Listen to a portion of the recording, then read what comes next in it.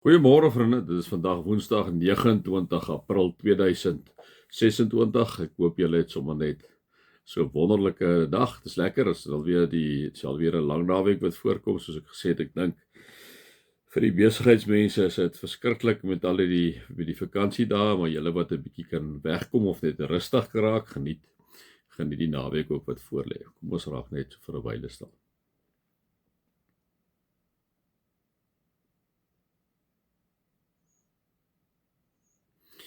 Dankie Here dat ons so by mekaar kan wees. Baie dankie dat ons 'n almagtige God aanbid. Dankie dat ons op U kan vertrou met ons hele lewe. Amen. Vriende, mag daar vir julle genade en vrede en oorvloed wees omdat julle God ken, Jesus ken en die Heilige Gees ken. Vriende, ons is tussen boeke en soos julle nou al reeds weet wat die gewoonte is, doen ek so 'n bietjie meditasie so tussen die boeke en dan gaan ons weer aan met die volgende boek. So die volgende boek waarby ons gaan uitkom is Titus, pastorale brief ook. Paulus skryf aan Timoteus en Titus. Vriende wat hy met hulle individueel met hulle praat oor die omstandighede en hulle raad en bystand gee, 'n bietjie wysheid deel, hulle weer 'n bietjie wys daarop dat hulle moet onthou dat Christus is die sentrum van hulle lewe. Wat ek vandag wil doen, vriende, ek wil hê ons moet so 'n bietjie mediteer oor die geloofsbelijdenis. So ek gaan julle so in 'n paar minute invat in die geloofsbelijdenis en dan wil ek hê julle moet 'n bietjie daaroor dink.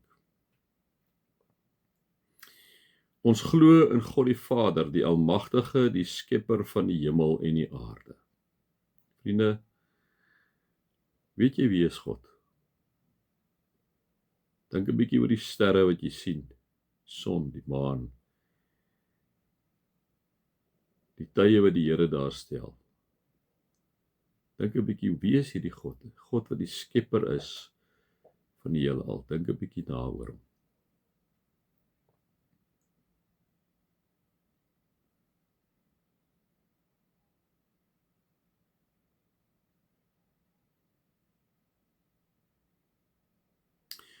Ons glo in Jesus Christus, sy eniggebore seun, ons Here, wat ontvang is van die Heilige Gees, gebore is uit die maagd Maria, wat gelei het onder Pontius Pilatus, gekruisig is, gesterwe het en begrawe is en ter helle neergedaal het en wat op die derde dag weer opgestaan het uit die dode, opgevaar het na die hemel waar hy sit aan die regterhand van God ons Vader, vanwaar hy sal kom om te oordeel die wat nog lewe en die wat reeds gesterf het.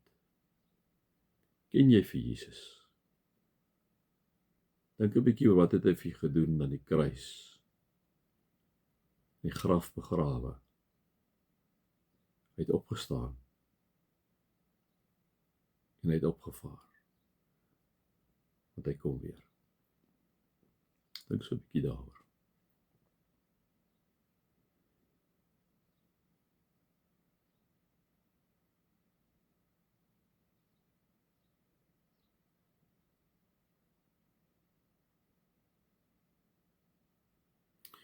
Ons glo in die Heilige Gees. Wat glo jy van die Heilige Gees? Die Heilige Gees is jou helper. Die Heilige Gees tree in met onuitspreeklike sigtinge by die Vader vir ons in, so jy kan nie verkeerd bid nie.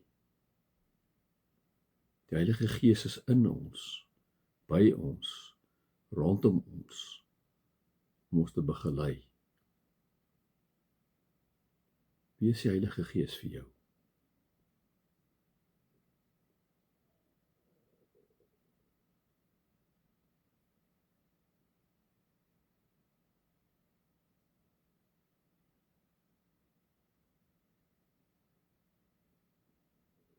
Ons glo in 'n heilige algemene Christelike kerk, die gemeenskap van gelowiges. Jy is deel daarvan. Jy is deel van die liggaam van Jesus. Neem jy deel aan die liggaam van Jesus? Is jy daar Sondae om te loof en te aanbid? Is jy daar deel van 'n selgroep of 'n klein groep of is jy ergens betrokke in die gemeente? Jy kan tog nie los staan nie. Ons sê deur eeue en ons glo in hierdie gemeenskap van gelowiges. Is jy deel daarvan? Indien nie, hoekom nie?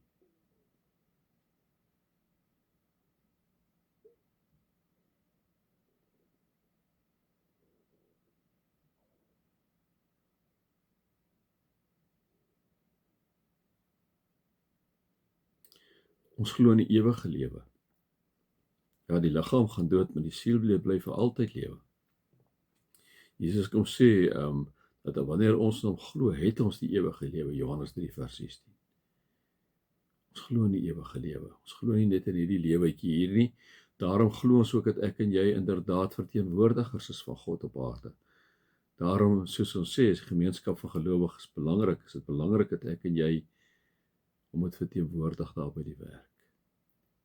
Verteenwoordig jy hom by die werk en in jou vriendekring en in jou gesin.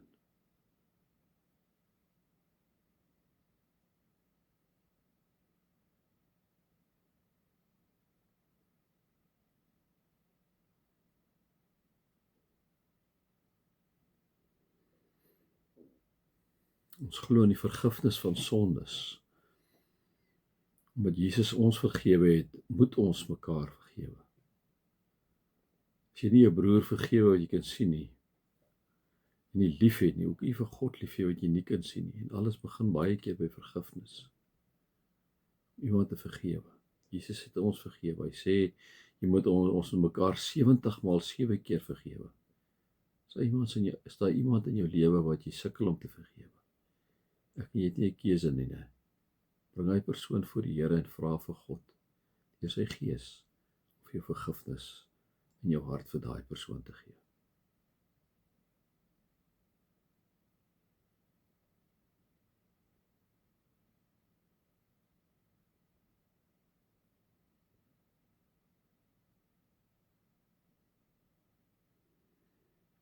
Ons glo in die opstanding van Jesus uit die dood. Petrus kom sê vir ons, op grond van die opstanding het ons 'n lewende hoop op die onverganklike, onbesmette, onverwelklike erfenis wat ook in die hemel vir ons in bewaring gehou word. Glo ek en jy in die opstanding? As ons in die opstanding glo, liewe vriende, dan is ons lewens anders. Is ons uitkyk anders. Is ons verhoudinge anders. Is ons manier van besigheid doen anders. Beïnvloed die opstanding jou op so 'n manier dat jy anders kyk hoe jy besigheid doen en jou verhoudinge staan. Die opstanding van Jesus, die feit dat jy daarin glo, verandering in jou teweeggebring.